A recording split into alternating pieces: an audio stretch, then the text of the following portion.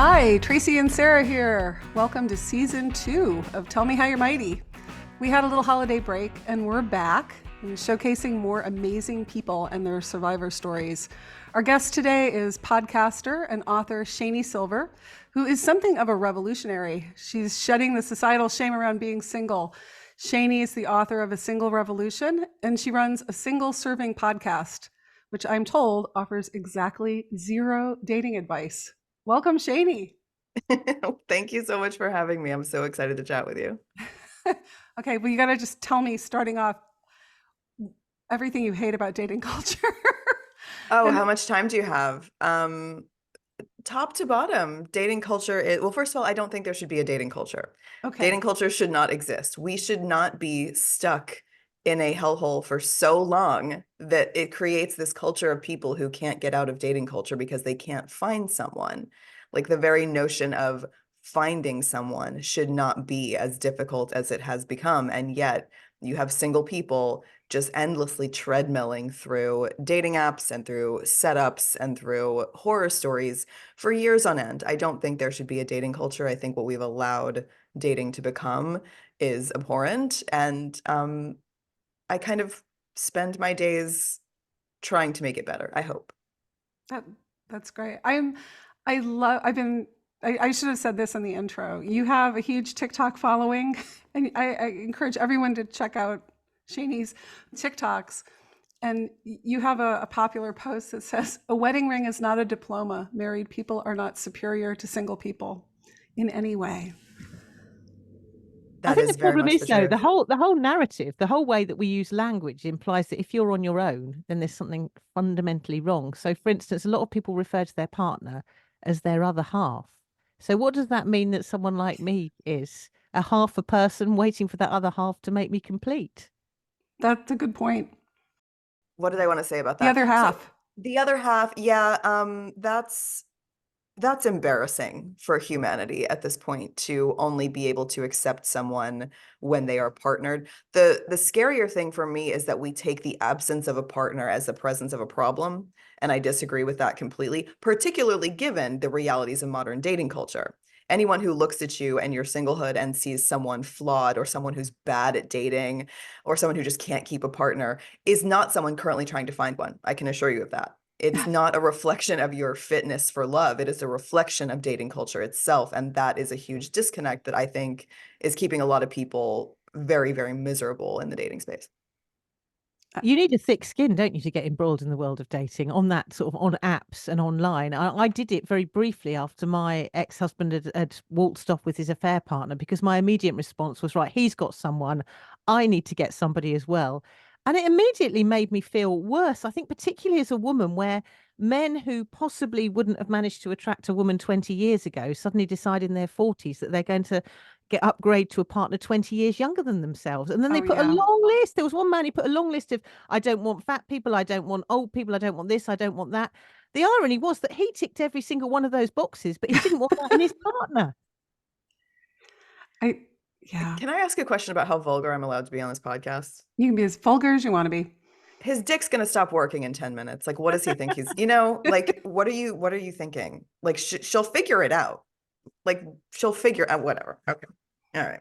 No, I think that whole like mismatched expectation thing, and I know that men have their own litany of terrible date stories, but when I was in the trenches, I remember so try dating in Lancaster County, Pennsylvania, where there are like 3 single people and they're probably all widowers.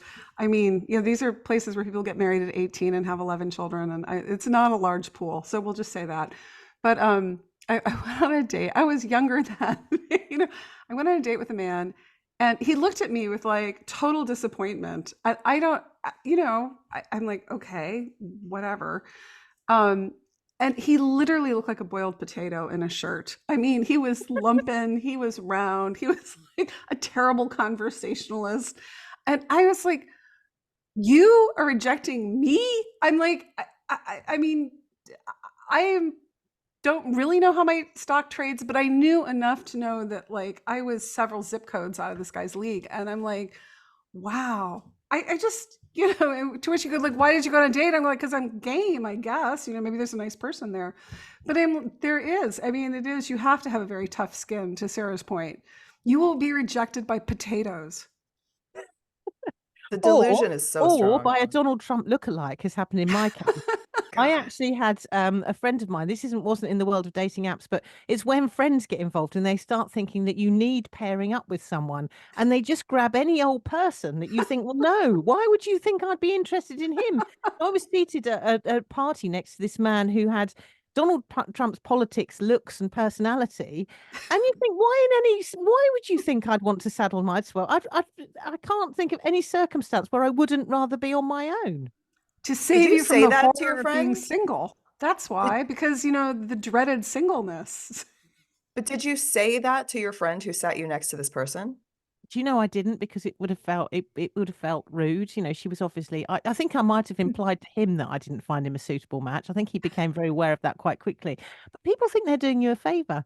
They think, and I think sometimes it's people that are partnered up themselves with people that they don't particularly like, and they want to lure you into their own dysfunctional world. And they're almost quite jealous of your single status, the fact you can do it on your own. Would you like me to tell her for you? Because I would be happy to. If you're worried about the friendship continuing, I will take that up. That would be my pleasure. That is a sport to me. I would love it. Well, you are Unbelievable. doing that like in your podcasting and in your TikTok. So you are telling these people off. I Um, have to because nobody else is. No one else ever will. And if nobody ever counters the norm stays and festers and gets worse. And I would genuinely prefer it if people could find each other more often and connect more often and fall in love more often and move through life in companionship and love and passion and desire so much more often than we are. But we've created a space where we're just getting further apart, and it makes me scream because I genuinely do want us all to fall in love. And the fact that we're not is indicative of a huge problem, in my opinion. You become a commodity when you date online. You know, people tick boxes saying, I want someone who's this size, this shape, earns this money. And it takes away all the fact that quite often we connect with people that we wouldn't normally think that we would connect with. Yeah, yeah, it's like drinking from a fire hose. We're not meant to meet this many people or see this many people or have this many options. It's too much, and it's skewing our perception of love. I think it's skewing our perception of relationships and love itself and what they even mean. I think that's true. I think it's the pussy buffet, as I call it, you know, in the cheating world. It's like you have this illusion of endless options and that you can always swipe and trade up and nothing's permanent. And if you're unhappy, you know, find another one. And, Mhm. you know, obviously there's some of that that was already baked into the culture before, but I think it's been amplified through dating apps. You know, it's kind of, I don't know, hyper speeding up that entitlement. I deserve younger, fitter, whatever. Even though I don't bring that to the table, you know, I can be king or queen, I guess, because I guess women aren't women supposed to get more hits on dating apps or something, but I I wouldn't wouldn't know know. that I've been talking off of to them for like single years. women. It seems, and having done it myself, you know, yeah.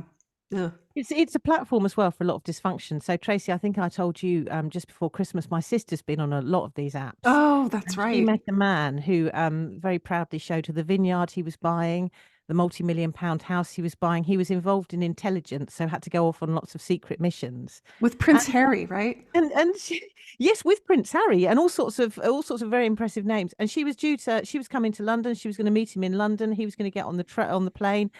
Funnily enough, he was booked on the plane, but just as about he was about to board, he was called off on another secret mission. Of Of course he And course. was. I had a long conversation with her, and she's saying, "Well, why would he behave like that?" I spoke to him for ages. And I said, "Because he can, because there's a sense of power there going on Because that he's you a sociopath. I mean, Because he's married. Because he's or he's married. a married yeah, sociopath. or sitting in his basement in his mother's basement in his pants. That's probably the other more likely option." That's right. Oh my God. I know you have to go. You just, I want to like wrap your sister up in wool and like say, like, you're too vulnerable to be out there. There's bad people and you can't go in with your big open heart. You have to be skeptical. I'm actually getting a little concerned about that because the story you just told me about your sister is the second story I've heard in 7 days of someone who is very clearly conning single women, and someone who's very clearly conning single women who are not in their 20s.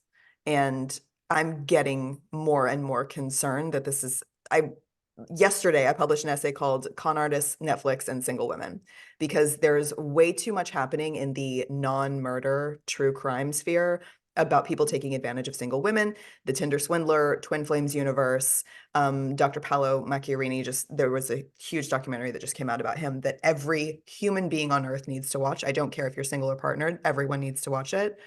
The vulnerability of single women is terrifying, because we've been so groomed to believe that nothing is more important than getting married, nothing is more important than getting the guy, nothing, not your safety, not your financial health, not your well-being, nothing. And those vulnerabilities lead to horrible, horrible things happening to good people. And I'm really tired of it. Amen. I mean, that's why your message resonates with me. I think, I mean, not that you know, but when I was a single mother in my, early 30s, I I think part of why I got married at, 39 later, was because of all the pressures and all the messages that you're a loser. I was literally told I was a loser by my uncle for getting divorced and being a single mother.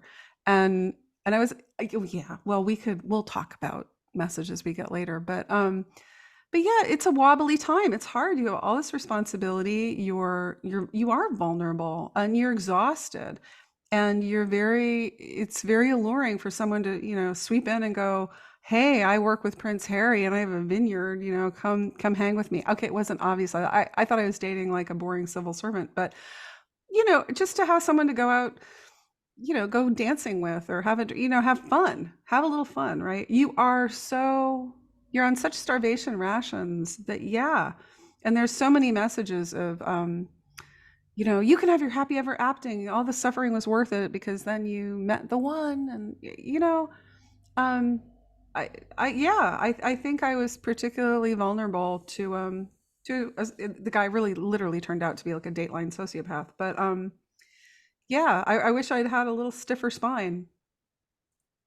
I think as well, this narrative keeps people in relationships that they shouldn't be in. So I remember when I found out my ex-husband was having an affair, and I read an article in a paper we have here, the Daily Mail, which was saying that women shouldn't leave their husbands because as they get older, especially if they've got children, they're going to find it very difficult to find anybody else. And I Ooh. believed that narrative. I was thinking, well, no, if I let him go, who else am I going to get? And actually that has happened. I haven't got anyone else, but I have never been happier. I've brought my children up on my own. I have a great relationship with them. I have brilliant friendships. I've been able to invest in those friendships. I might want a man in the future, but at the moment I love being single. I don't feel I used to feel a failure for being single, but now I it would take someone very, very special to lure me away from my single life, which I love. Well, that should always be the case. No one should ever leave singlehood for anything other than the right relationships for them. No one should ever, ever give up their day-to-day existence as a single person for anyone other than someone truly deeply connected to them, deeply connected to the relationship, deeply invested in you in the relationship, something that feels very solid and real and worth it. But that's not what we've been taught. We've been taught that any old relationship will do because anything is better than being single. But you figure out very quickly that that's not true after you've already gone and married someone. And that's what's scary to me. I would rather us learn beforehand than learn after. I'm curious. I was going to do a round robin with you guys. What is the cringiest thing that anybody's ever said to you about being single? Oh, I've got a good one. Okay. I've got a good one. And I feel bad because this woman was a generation to a generation and a half older than me. And I don't like to disrespect my elders. So I didn't say anything in the moment. And you should know that's why I didn't, because I don't like to disrespect anybody who's older than me. That's very hard for me to do. But I was wearing a cocktail ring.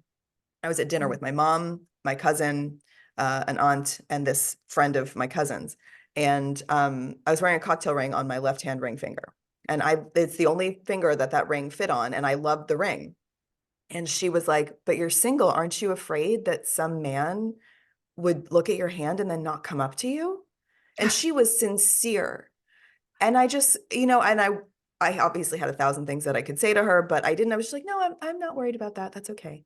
That was revolting to me. That was absolutely revolting to me, that like my concern should be what men will think out in the wild. By the way, no man has ever approached me in the wild ever. And the very notion of approaching someone in the wild is not real. That is a fairy Mhm. tale that we use to make ourselves feel like shit when it doesn't happen to us, but it's not real. So if you're listening to this and you feel bad that no one ever Or approaches you in public, it's not real. It well, doesn't the ones that happen. do may be creepers. Ugh, But I think that's my my, favorite yeah. my favorite moment of sort of was a friend, a very good friend of mine, and she's lovely person, but she's somebody that has to have a man in her life, and it doesn't matter who they are. So she'd got involved with this man at work who sat next to her. It was just before Christmas, and he told her that she was the love of his life from nowhere. oh my Within God. 3 days, he had arrived at her house with 3 bin bags full of his stuff and moved in with her. And I said to her, look, come on, this is, and clearly he'd been kicked out of his previous relationship, was looking for somewhere else to go, arrives with bin bags and bin bags of stuff. Eventually, it turns out that he's an alcoholic in lots of debt, and it didn't go well. And while she was telling me all about his various inadequacies, and he was also someone that liked to pinch her bottom in public places and sort of claim ownership. And I could Oh, not at this point think of anything worse than being with him. But she kind of tilted her head one day to me as we were talking about him, and she said, "Oh, Sarah, we need to find you a man, don't we?" No, no, I don't need that. Thank you. you Oh need a man with God. bin bags. No, pinching my bottom in public and bringing his alcohol problem into my house. No, thank you. You know what? Every human being is on their own journey. We are all here to learn the lessons we came here to learn, and that is the only thing that keeps me sane when I hear stories like that. Okay, my story with my first divorce when I was a young mother. And I was part of this play group, which I don't recommend play groups. I actually have my first published cartoon was Playgroup Mommies from Hell. So give you an idea of how I feel about play groups. But anyway, because you have nothing, when you're a young mother, you have nothing in common with other young mothers other than uteruses and having just given birth. And you're, it's strange bedfellows. You're thrown together. Anyway, I was part of this play group for my son. I was working from home, but most of these mothers were stay-at-home mothers. No offense to the stay-at-home moms, but this is a particular kind of suburban stay-at-home mother. Anyway, I I was moving into the city and selling my house, and I was essentially breaking up with my playgroup mommy group. And I told them, you know, it was in a moment of vulnerability. I'm 34 years old. I'm getting divorced, and one of them, I swear to God, she looks at me and says, "Oh, I'm having my third child." She takes this moment to announce that she's pregnant with her third child, and she goes, "And I guess Tracy won't be having any more children." Because, you know, Ew. divorce makes your ovaries shrivel up, then your uterus fall out. Because now I am no longer a breeder. I can't be part of the special club. I'm now cast into the wilderness. I'm a single mother. Yeah. Oh I won't God. be having any more children. Oh my God. Yeah. And I actually didn't have any more children, which is kind of a blessing because, you know, they would have been with a sociopath. But yeah. Whoa, what a thing to say to someone. Yeah. Mhm. Oh, yeah. Okay. Well, sorry to end with that note. Okay. Well, I'm going to bring it back to TikTok. Um, you have this great takedown of he's just that just not that into you. Can you please share with everybody what you hate about that book? Sure. So he's just not that into you. I was using it more as a phrase than the book itself. The book itself is obviously also a movie that I don't like. And the modern day iteration of he's just not that into you is if he wanted to, he would. These are, you know, adages that are thrown around in the dating world to seemingly empower women to, you know, just move on. He doesn't like you. He's not that interested in you. Move on. But I don't like these phrases because once again, they put all the onus on the single woman to take responsibility for the situation, to just sort of get over the situation. And the hardest part for me is that they completely forgive single men.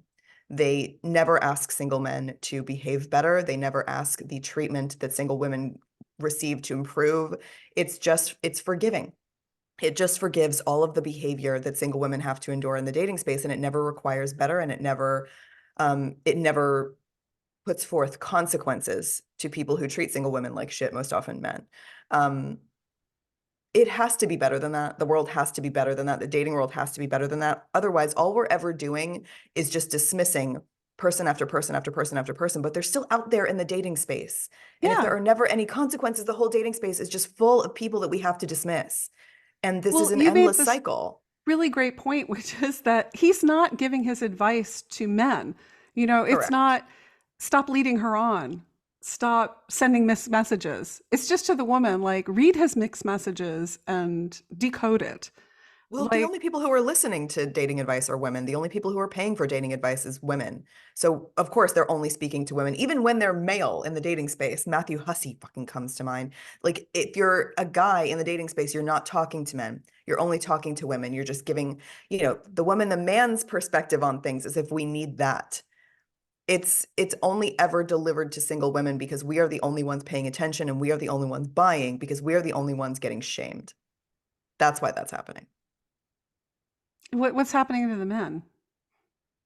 Do they have a hard It's time? Well, no, you mentioned the pussy buffet. It's just there's always going to be somebody else that they can go be an asshole to. There's always going to be more and more and more and more and more women that they can do things to that they shouldn't, and they will never receive a consequence for doing any of those things. I'm sorry, but a block button on a dating app is not a consequence. There is no, there's no public forum where we can discuss, hey, by the way, this guy, this is a terrible human being. You might not want to date him because he did X, Y, and Z to me. That's why I strongly prefer people being connected through friends, because you're less likely to act up if you know that people are going to find out about it. So this consequenceless dating space that we have created just allows dating coaches and matchmakers and things like that to pile advice on single women, ignore the shit that's happening from single men because, oh, he's just not that into you. Move on. If he wanted to, he would. Just move on. But that guy still exists, and he can still do what he wants to other women in the dating space because there are zero consequences for it. I can hear the men going, well, that woman exists too. She's playing men off the other. She's, Well, the podcast boys don't concern me. The yeah. podcast boys who don't offer anything of value to women in the dating space, who only sit on a high horse that is made of wood, like who sit up there on an unearned throne talking down to women about how to be high value. I don't concern myself with them because to me it's not real. It is unfortunately, sort of festering an undercurrent of bile in the dating space. It's seemingly very hard to erase, very hard to counteract, but they're not telling the truth. Mhm. They are just pure lies. And I believe in truth will out. I believe that the truth will always rise to the top. I'm not hopeless. I do think that everything does come out in the wash. I just think it's very, very slow that happens. And I'm concerned about how detrimental things like that have been to the dating space and how slow we are to correct them. But they are lying. They are not telling the truth. They are not speaking to a reality. They are speaking to pure fantasy, and I don't think they have any leg to stand on. Well, and they're But they're selling insecurities, which is kind of the same problem I have with the reconciliation industrial complex. They're selling false hope and a formula. If you do this, this, and this, you'll get this outcome that you really don't control. Um, and people want that sense of control, and they want that sense of, oh, I didn't follow the recipe correctly. That's why this is happening to me. Um, It's so yeah, it's hard. difficult, I isn't mean, it? Because a lot of people really do want a partner in life. They might want someone they want to have children with, a family with, and the days of meeting people through friends or through your social network seems to be long gone. You have to enter into this world. That's what everyone seems to do. So, is there a way of actually escaping it? of course. Of course. A huge danger of dating culture is narrowing your field of vision, because people do meet through friends, and people do meet at work, and people do meet in the most random of ways you can imagine. We can't imagine how people come together and meet and fall in love. And for me, that's very comforting. And anytime we're looking at the dating space and we are concerned that it's beyond repair, that it's gone off the rails, that we're never going to find anybody, we are looking through a lens the size of a pinhole. We are looking at dating culture and romance and love and relationships through something the size of a pinhole, and we have to widen the aperture. And the way that you do that is by reminding yourself of the infinite ways that people come together and meet, and you don't even have to look that hard. People don't primarily meet on dating apps now. They genuinely do not. It is just the cultural norm to discuss them so much that we think people are meeting on dating apps. Talk to 10 couples, any 10 couples you know. Tell me if you got 10 identical stories, even if you got two. Tell me if even two of the couples met in exactly the same way, because I don't think they're going to. I think people meet in an infinite number of ways, and we have to remind ourselves that they do that. Otherwise, we are just feeding this terrible culture and making it worse. Well, there was a world before dating apps. I mean, how'd your parents meet? Mine met on a train. There's nothing more random than that. Well, my mother and father, I think, met through friends. My mother and stepfather met at like a country western line dancing club, and he just like, I love that. yeah, like she had ended a relationship and was just out with her girlfriends. And, men ask women to dance in Texas at country line dancing clubs or country western clubs. And he asked my mother to dance. And then she was like, okay, thank you, good night. And he tracked her down in the club later that night and asked her to dance again. And Oh, then asked her to lunch the next day. And they've been together ever since. Oh, I love that. You see, line dancing sounds much more fun as a way to meet Mm-hmm. than some Sarah, sort how'd of your parents terror. meet? Well, my mum and dad met at tennis club, and then my stepdad and my mum met when sadly both their partners had died, and my dad died, and then my stepfather was my mother's friend's husband, but she sadly died of cancer, and they got Oh, together while they were helping sort of navigating the grief and bringing children. So we became this big blended family and came together that way. So yeah, again, no online dating in either of those. Wait, you were genuinely the Brady We Bunch. were the Brady Bunch. We still are. 6 kids. Oh my God, I could A cry. little That's so dysfunction as well. wonderful. Yeah. Oh, wow. I love that story. I mean, apart from the grief part, but having But it connection through was. grief I is mean, really common. yeah, and we are one big happy family. And I can imagine that if it had been and today a dating app, the man might have gone on and said, "Oh, I don't want a woman with kids," even though I've got three of my own. And again, you would have had that sort of I'll have somebody that's a bit younger than me, and all the rest of it, all those expectations that suddenly develop when you go online and you have those unrealistic expectations. Hmm. well, Cliff sounds like an amazing person. I mean, we've talked about him before on the podcast. I mean, because particularly for the people, listen to this podcast or read my blog, it's a lot of single parents, and you feel less than because you're like, oh, who wants to take on, a whole family? And, Sarah, your stepdad, Cliff, he took on a widow and children, and, God bless him. Yeah, And and she also as took a on a parent, widow. that was again one of the things that almost kept me with my ex, because you get that, oh, you can't be a single parent. Your Yeah. kids will be they'll be in prison. They'll be this. And actually, my children are very well-rounded and well balanced teenagers. And I hope that what I've taught them is that they don't need to be with someone else. That they can be their own. My daughter quite often says to me, she's a teenager now, and she quite often talks about her friends sort of and their desperation to be with someone in order to justify themselves. She hasn't got that. She doesn't feel that she needs a boyfriend, and I'm quite pleased that she feels like that. Well, Well, she's aren't we forgetting though, when a couple gets divorced, when they have children, there's two of them.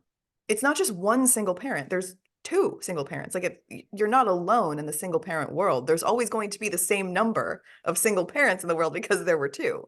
So it's like, I think we think when people either divorce or partner up, when you know somebody who found somebody and they get married, they only married one of them. They didn't marry 50. Like it's not, this drought is imagined, I think, and this isolation is yeah. also imagined because there are an increasing number of single parents.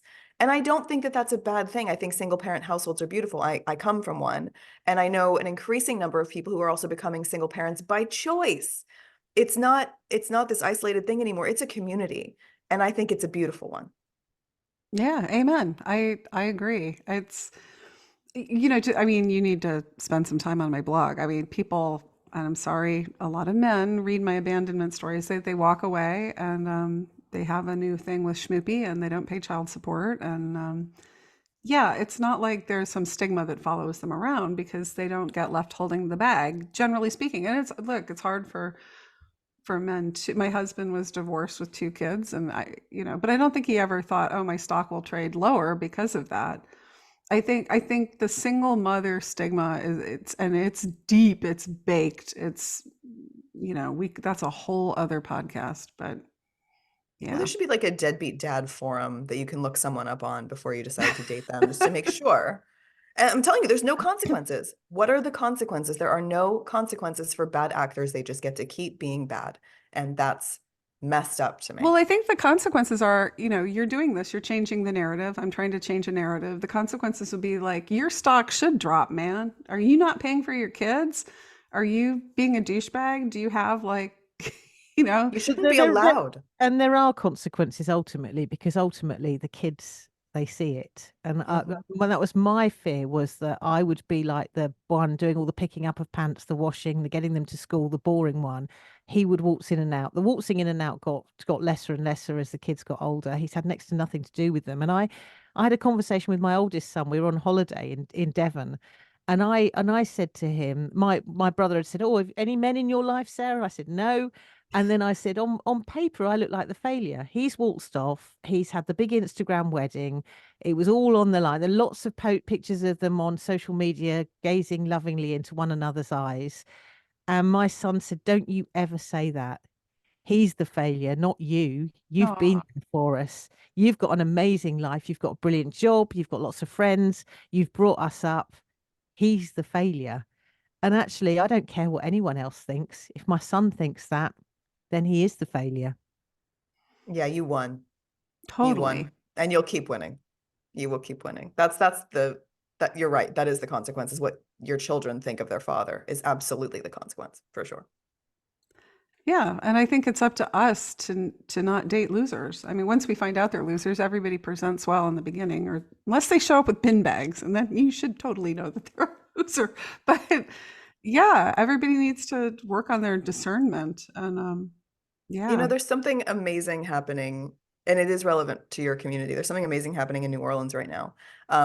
There is a man who has been systematically taking advantage of single women in the city, and he's a very well-known figure in the city, which makes this all the more brazen. He's a local personality who is genuinely quite brilliant at helping local residents of New Orleans navigate inclement weather, because we do Mhm. get a lot of very dangerous weather situations, and he has been a wonderful resource for the weather. But he's been using that platform to gain access to single women. And he has a 30-year-long gambling addiction and has been using Ah, single women for their money and while dating them and taking advantage of them. And there was always something about him that rubbed me the wrong way. He was in my DMs at one point, and I was just like, this is odd. And he asked me if I was going to some local event, and I was like, I'm sorry, I don't tell strangers where I'm going or when or whatever. mm. So he didn't get very far with me. But like, there is now an Instagram account in New Orleans that is calling out this specific person by name, and every survivor of it is sharing their story on this Instagram Excellent. feed. It is because we didn't have to wait for the Netflix documentary. It's happening in real time. It's happening so that women right now in the city will not date this man, because this is becoming very public.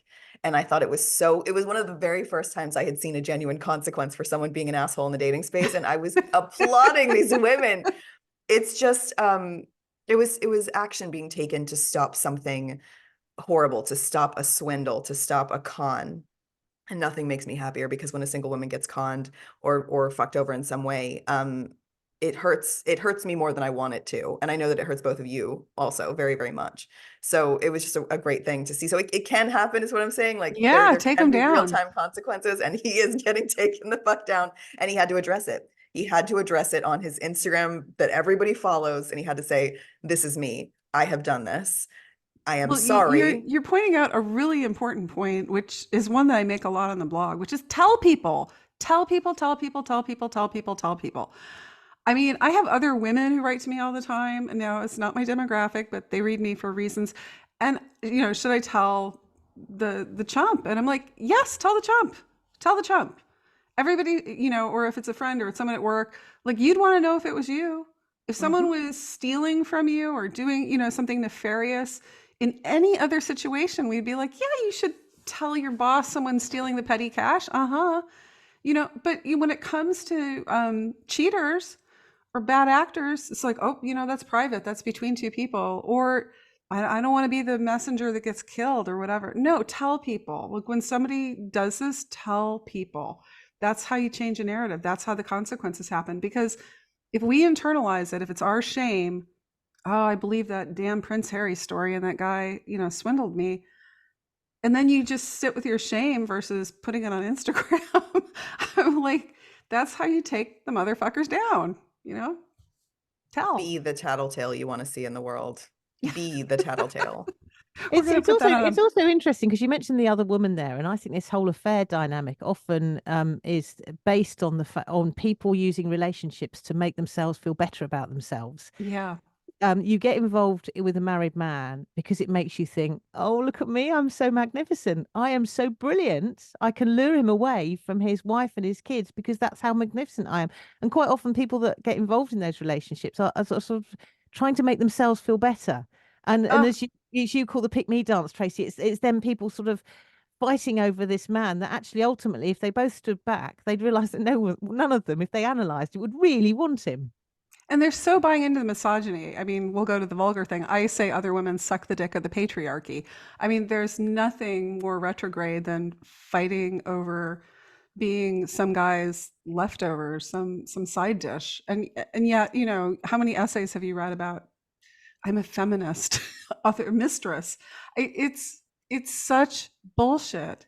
And I'm sorry to say, I don't see men doing this. Men don't write to me about their pick me dances with the other man.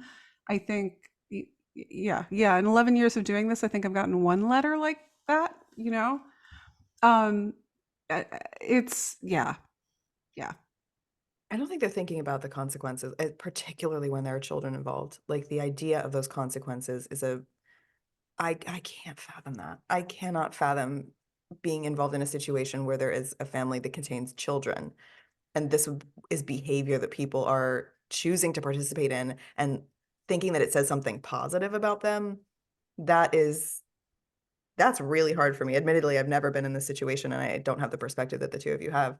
Well, But you have to believe that you're really, really, really special and that the heart wants what the heart wants and that it doesn't, children are resilient, they'll get over it, whatever. But you have to believe in your super exceptionalism. but only one kind of specialness. All the kinds of specialness, and that's the one you pick? Well, gotta have a man. Come on now. I think, Tracy, our special awards that we give every week highlights, that just how magnificent some of these specimens are that Yes. people are fighting over. And we've got another one, haven't we? Our fuckwit of the week this Fuckwit week. of the week, yes. They're shameless, unreliable, and gobsmackingly entitled. It's Fuckwit of the Week. Hi, Tracy, Luciana. My submission for Holiday Fuckwit Hall of Fame is the ex-boyfriend of nearly a year who just sent me a Venmo request for last year's Christmas gift. At first, this man was very kind and generous and charming, but he did joke that in his work with lawyers, he could be a real asshole sometimes. I'd been struggling with car and house repairs, and he volunteered to pay for my car and said I could pay him back whenever. So we got the car repaired, and I made steady payments every payday. Then he came down with COVID over last holiday, and he sent me a small unsolicited monetary gift because we couldn't spend time together. I used that money to cook him home cooked meals and a huge box of 6 cookies. 6 dozen cookies. I'm a really good baker. So he ate every one of the 6 dozen cookies, a type 2 diabetic, and then sent me a critique. He wanted more cookies, chewier chocolate chip and softer sugar cookies, so he could eat them without his dentures. So things kind of trailed off after that. We had one final date that was also a disaster because he did not make a dinner reservation on my birthday. But I got a Venmo request from him a week ago after not speaking to me for 11 months. For the rest of the money. It was the Christmas gift that he wanted. So I thought what would make him more upset, it was paying it so that he didn't feel like he had leverage. Okay, guys, what do you think of?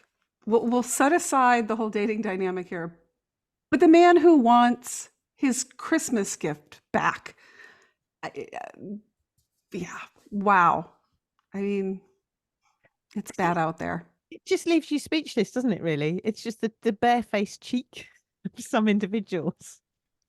And left off this is that our caller, Louisiana, she paid him. She paid him, and I get it. I mean, at one level, I get it. I wish to God she hadn't, but it's like I want to be above reproach. I want you to leave me the hell alone, and if this is what it takes, goodbye. Um, I I think the thing to do would have just been to block him.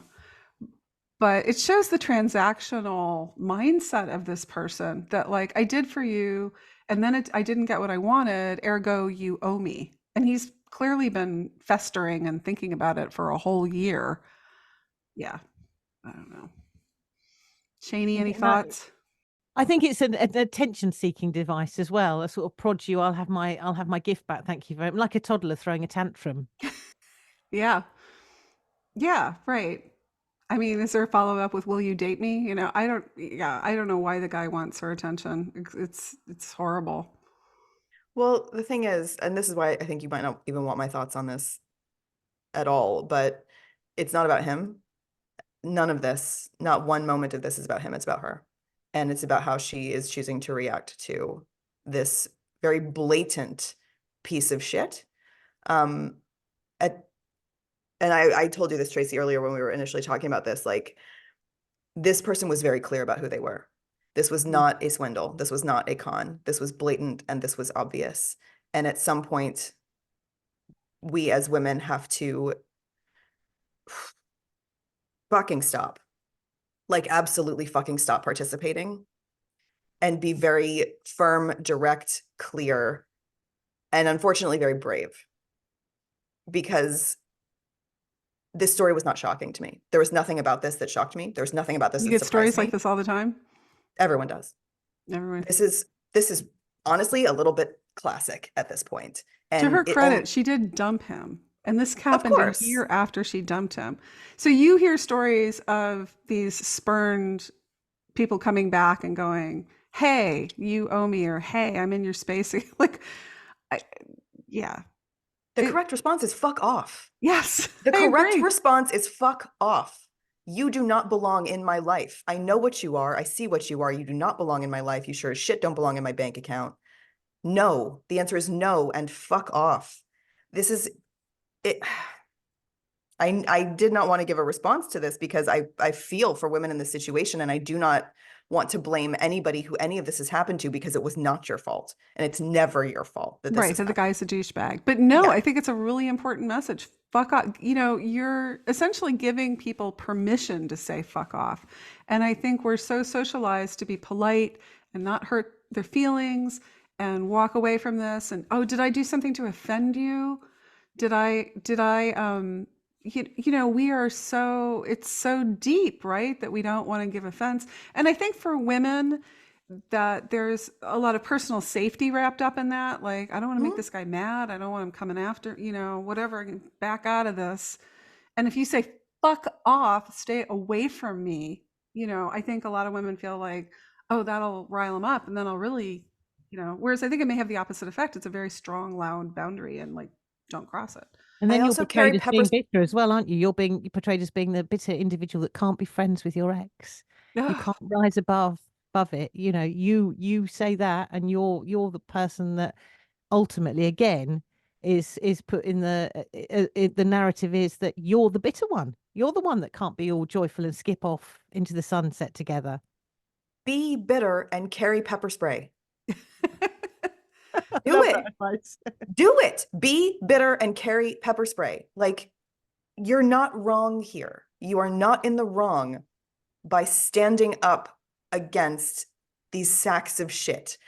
Because when we go along with it, when we're polite, when we give in, when we do give the Christmas gift back, we are not changing the narrative, we are feeding it. But when there is a consequence for someone doing something like this to you, when you are the consequence, they will not do it to the next woman after you.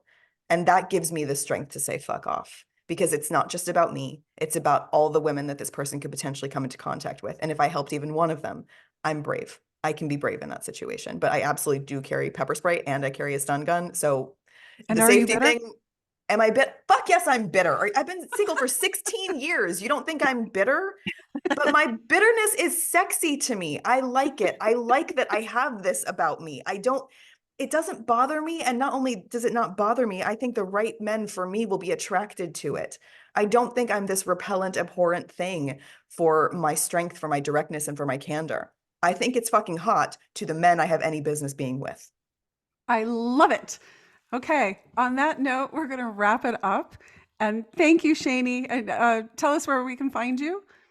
So Shani Silver is a very Googleable name, thank goodness. You can find me on TikTok at Shani Silver, Instagram at Shani Silver, and I write 2 Substacks that you can hopefully search for, or you can just find them in my social media bios. They're really easy to click on. So I And hope they'll you be in enjoy our them. show And notes.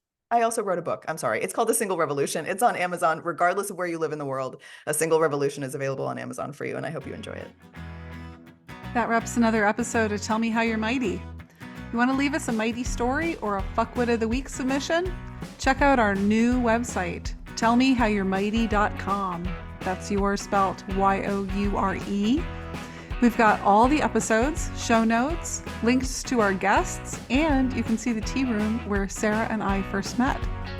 If you enjoyed this episode, please review the podcast and follow us. Thanks. See you next week.